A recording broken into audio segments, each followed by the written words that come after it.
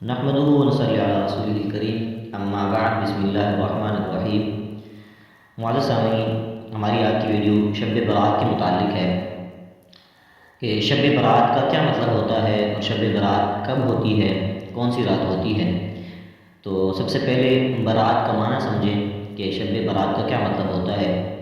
برات کا مطلب ہوتا ہے آزادی، اور حدیث پاک کے اندر آتا ہے کہ اللہ رب العزت شب برات کی رات انسانوں کو جہنم سے آزاد فرماتے ہیں۔ حدیث پاک کے اندر آتا ہے کہ اللہ رب العزت بنو کلب ایک قبیلہ تھا، عرب کے اندر ایک قبیلہ تھا جن کے پاس بکریاں بہت زیادہ ہوا کرتی تھیں۔ تو اللہ رب العزت ان کے بالوں کی بقدر، ان بکریوں کے بالوں کی بقدر لوگوں کو جہنم سے نجات عطا فرماتے ہیں، جہنم سے آزاد فرماتے ہیں۔ اسی وجہ سے اس رات کو شب برات کہا جاتا ہے۔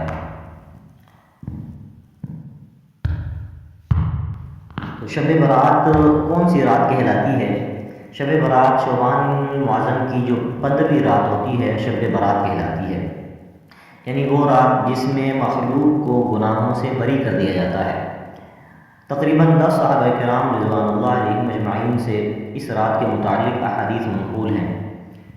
حضرت عائشہ رضی اللہ عنہ فرماتی ہیں کہ شعبان کی 15ویں شب کو میں نے حضور صلی اللہ علیہ وسلم کو اپنی آرامگاہ پر موجود نہ پایا، تو میں ان کی تلاش میں نکلی کہ حضور صلی اللہ علیہ وسلم کہاں تشریف لے گئے۔ مجھے فکر ہوئی، جب میں آپ صلی اللہ علیہ وسلم کے پیچھے گئی تو آپ صلی اللہ علیہ وسلم جنت البقیع کے قبرستان میں ہیں۔ پھر آپ صلی اللہ علیہ وسلم نے مجھ سے فرمایا کہ اے عائشہ، آج شعبان المعظم کی 15ویں رات ہے۔ اس رات میں اللہ تعالیٰ آسمان دنیا پر نزول فرماتے ہیں اور قبیلہ بنی کلب کی بکریوں کے بالوں کی بقدر، ان کی بالوں کی تعداد سے بھی زیادہ گنہگاروں کی بخشش فرماتے ہیں۔ ایک دوسری حدیث کے اندر ہے کہ اس رات میں سال میں پیدا ہونے والے بچے کا نام لکھ دیا جاتا ہے، اس رات میں اس سال مرنے والے آدمی کا نام لکھ دیا جاتا ہے، اس رات میں تمہارے اعمال اٹھائے جاتے ہیں اور تمہارا رزق اتارا جاتا ہے۔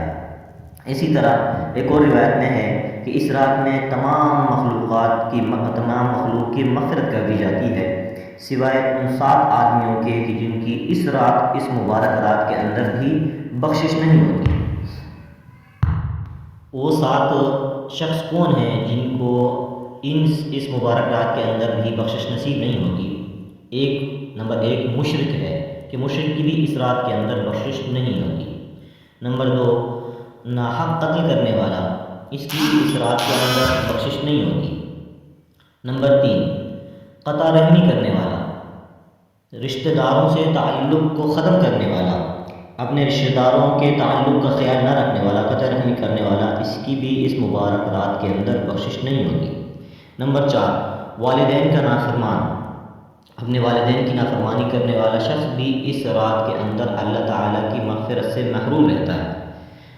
نمبر 6 کینہ پرور، دوسروں کا اپنے دل کے اندر کینہ رکھنا، بغض رکھنے والا، اس رات کے اندر اس شخص کی بھی بخشش نہیں ہوتی۔ نمبر 6 شراب پینے والا، شراب پینے والے کی بھی اس رات کے اندر اللہ تعالیٰ بخشش نہیں فرماتے۔ اور نمبر 7 بدکار عورت، کہ اس کی بھی اس رات کے اندر بخشش نہیں کی جاتی، یہ بھی اس رات کے اندر، اس مبارک رات کے اندر اللہ تعالیٰ کی رحمت سے محروم رہتے ہیں۔ تو معزز سامعین، ان احادیث مبارکہ اور صحابہ کرام رضوان اللہ علیہ اجمعین اور بزرگان دین کے عمل سے ثابت ہوتا ہے کہ اس رات میں کچھ اعمال ہیں جو کرنے والے ہیں۔ نمبر 1 کہ قبرستان جا کر مردوں کے لیے ایثار ثواب اور مغفرت کی دعا کی جائے، لیکن یہاں پہ یاد رہے کہ نبی کریم صلی اللہ علیہ وسلم اپنی پوری زندگی کے اندر صرف ایک مرتبہ شب برات میں جنت البقیع حضور صلی اللہ علیہ وسلم کا جانا ثابت ہے۔ اس لیے اگر کوئی شخص زندگی میں ایک مرتبہ بھی اتباع سنت کی نیت سے قبرستان چلا جائے گا تو اجر و ثواب کا باعث ہے، لیکن وہاں پہ جا کے پھول بتیاں لگانا، چادریں چڑھانا اور چراغاں کرنا وغیرہ وغیرہ، اور ہر سال جانے کو، یہ بات ذہن میں رکھیں کہ ہر سال جانے کو اس رات یعنی 15ویں شعبان المعظم کی رات کو قبرستان جانا، اس کو لازم سمجھنا، اس کو شب برات کے ارکان میں داخل کرنا، اعمال میں داخل کرنا، یہ ٹھیک نہیں ہے۔ جو چیز نبی کریم صلی صلی اللہ علیہ وسلم سے جس درجے میں ثابت ہے اسی کو اسی درجے میں رکھنا چاہیے، اس کا نام اتباع دین ہے۔ معزز سامعین، اس رات کا پہلا عمل تو قبرستان جانا ہے۔ اگر کوئی ایک مرتبہ بھی چلا گیا ہے تو ٹھیک ہے، اگر کوئی نہیں جاتا اس کو اس کے اوپر ملامت کرنا یا اس کے خلاف باتیں کرنا یہ مناسب نہیں ہے۔ دوسرا، اس رات کے اندر عمل ہوتا ہے نوافل ادا کرنا، تلاوت کرنا، ذکر و اذکار کا اہتمام کرنا۔ تو اس بارے میں بھی یہ بات واضح رہے کہ نفل ایک ایسی عبادت ہے جس میں اللہ تعالیٰ کو تنہائی اور خلوت مطلوب ہے، یہ خلوت کی عبادت ہے، اس کے ذریعے انسان اللہ تعالیٰ کا قرب حاصل کرتا ہے۔ لہٰذا نوافل کی جماعت جیسے صلاۃ و تسبیح کی جماعت ادا کی جاتی ہے، اور یہ جماعت اور مخصوص طریقہ اپنانا یہ مناسب نہیں ہے، درست نہیں ہے۔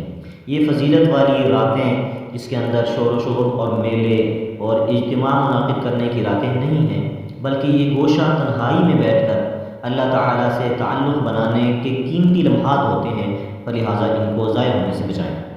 تیسرا عمل اس رات کے اندر کہ دن کے اندر روزہ رکھنا بھی مستحب ہے۔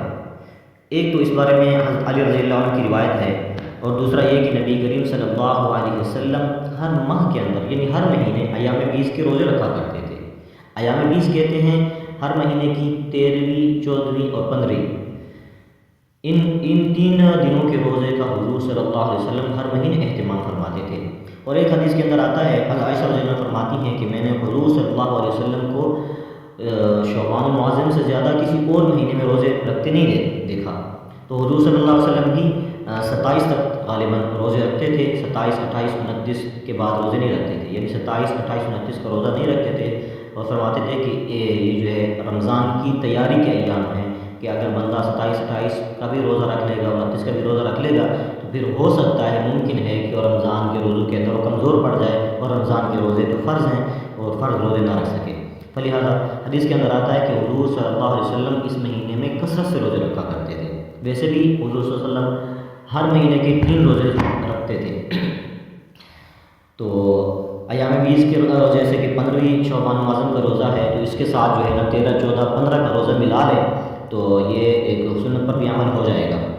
لہذا اس نیت سے روزہ رکھا جائے تو موجب اثر اجر اور ثواب ہوگا۔ باقی اس رات میں جو خرافات کی جاتی ہیں، جو بدعات کی جاتی ہیں، جیسے پٹاخے بجانا، آتش بازی کرنا اور حلوے کی رسم کا اہتمام کرنا، یہ سب خرافات اور اسراف میں داخل ہیں۔ بہرحال اس رات کی یعنی شعبان المعظم کی 15ویں رات جس کو شب برات کے نام سے یاد کیا جاتا ہے، اس رات کی فضیلت جو ہے وہ بے اصل نہیں ہے، اور سلف صالحین نے اس رات کی فضیلت سے بھی فائدہ اٹھایا ہے، اور صحابہ کرام رضوان اللہ علیہم اجمعین سے بھی اس رات کی فضیلت منقول ہے۔ اللہ رب العزت سے دعا ہے کہ اللہ پاک ہمیں ان پر عمل کرنے کی توفیق نصیب فرمائے، اور حضور صلی اللہ علیہ وسلم کی تمام سنتوں کو زندہ کرنے کی توفیق دے۔ وآخر دعوانا الحمدللہ۔